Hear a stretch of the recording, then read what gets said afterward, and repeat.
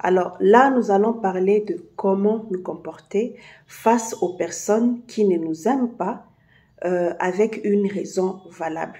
Quand je parle d'une raison valable, ça veut dire que quelque part, nous avons notre part, quelque part, nous sommes à la base, ou nous sommes la cause, ou quelque part, la situation qui arrive, qui n'est pas agréable, on a été acteur, soit par rapport à nos propos, soit par rapport à nos actions, à un comportement donné, soit par rapport à certaines circonstances.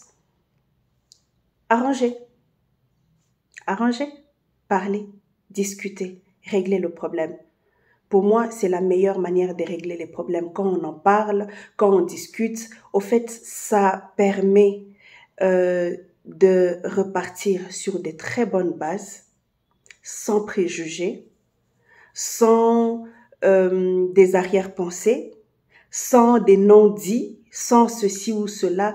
Juste vous avec la personne, vous mettez les choses au clair et voilà, vous trouvez une meilleure manière de continuer. Une autre manière peut-être serait de vous humilier. Parlez, confessez-vous, demandez pardon.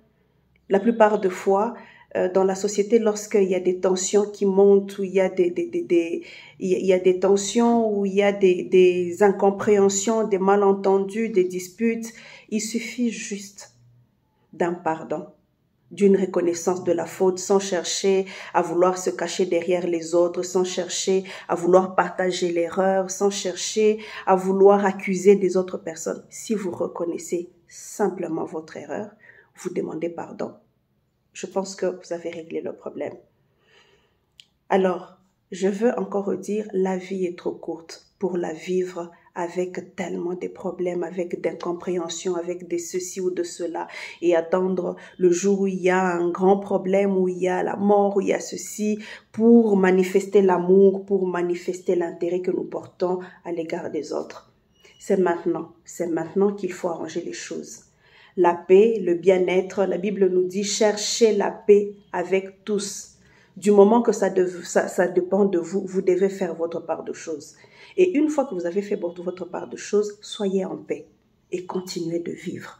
Si la personne vous pardonne, si il vous réintègre et tout ça, gloire à Dieu.